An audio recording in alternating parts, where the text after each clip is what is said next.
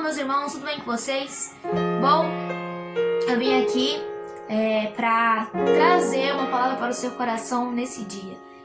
Bom, a palavra que você vai dizer no Evangelho segundo o Escritor de Mateus, no seu capítulo 1, no seu versículo 18 em diante, o seguinte: Ora, o nascimento de Jesus Cristo foi assim.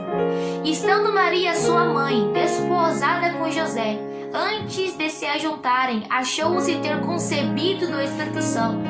Então José, seu marido, como era justo e a não queria infamar, intentou deixá-la secretamente. E projetando ele isto, eis que em sonho lhe apareceu um anjo do Senhor, dizendo: José, filho de Davi, não temas receber Maria, tua mulher, porque o que nela está gerado é do Espírito Santo.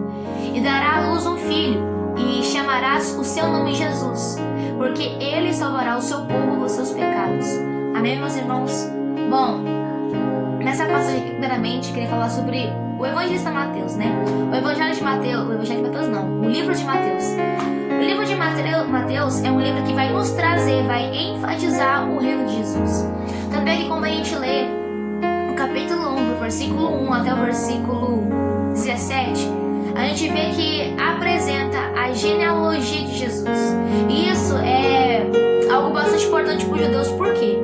Porque sabendo eles qual é a descendência da pessoa, eles vão saber qual são a herança que a pessoa deve receber e seus direitos, porque eles são divididos em tribos. Então eles iriam saber qual é a herança e os direitos da pessoa. E o interessante é o seguinte, que na genealogia de Jesus, eles apresentam que Jesus ele é descendente de Davi. Sendo assim, Jesus ele é descendente do trono de Davi. Ele merece isso por direito. Então Jesus é rei. E o evangelho que Mateus escreve aqui, o livro de Mateus, apresenta isso e enfatiza o reino de Jesus. Amém? Mas vamos lá para a aplicação. Primeiramente, José está noivo de Maria. E todos nós sabemos que o noivado judeu tem a durabilidade de 1 ano. Sendo assim, dentro desse 1 ano, dentro desse período de 1 ano, eles têm que orar bastante, têm que jejuar, têm que se consagrar, têm que se preparar, têm que santificar bastante. Principalmente o noivo, que não é só um preparo espiritual, mas também um preparo físico, financeiro, porque ele agora vai se tornar o provedor da casa. Então tem que ter trabalho, construir a casa, tudo isso. Então agora, Maria, ela aparece grávida do Espírito Santo. E José, quando ele recebe essa notícia, logo ele pensa em romper o seu noivado com ela. E quantas vezes acontece isso na nossa vida? Quantas vezes pagamos o preço por uma causa? Quantas vezes jejuamos por uma causa? Quantas vezes buscamos por algo, clamamos por algo, pagamos o preço por aquilo? Só que quando surge uma frustração, quando surge um problema, a gente já pensa em desistir. A gente já pensa em renunciar. A gente já pensa em abrir mão daquilo que estamos pagando preço por conta da frustração, por conta de um problema, por conta de uma circunstância.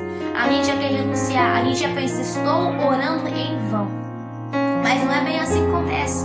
Porque o interessante aqui é que o anjo aparece para José e ele já vem explicando que Maria está grávida, não anunciando, porque José já sabia que ela estava grávida, mas ele vem para explicar que ela está grávida e que é do Espírito Santo, e para ele não temer receber Maria como tua mulher.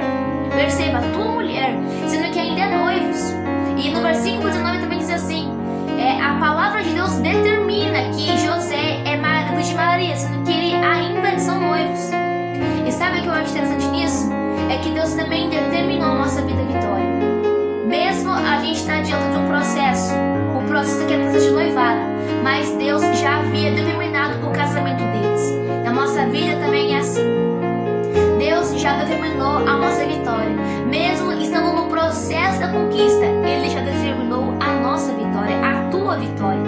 E também é interessante que é o seguinte, meus irmãos, que Maria está grávida. Grávida de quem? De Jesus, o Salvador. Sabe que José, com a sua limitação humana, ele não consegue enxergar que atrás daquela gravidez, que para ele era um problema pro seu noivado, que atrás daquela gravidez tinha um grande propósito de Deus, que atrás daquela gravidez tinha uma grande promessa de Deus sendo cumprida. Na nossa vida também é assim.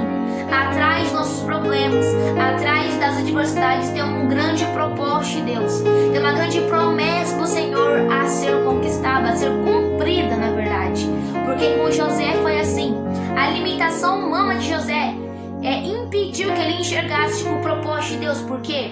Porque ele não pensou assim, Maria está grávida, é de Jesus. Não, ele não pensou dessa maneira. Entendeu?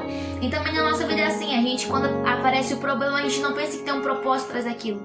Mas eu vim aqui para dizer para você, atrás do problema que você enfrenta, tem um grande propósito de Deus. Atrás do problema que você está enfrentando, o problema que você está passando, tem uma grande promessa do Senhor a ser cumprida. Amém, meus irmãos? Essa é a palavra de hoje. Fica na graça e na paz do nosso Senhor Jesus Cristo.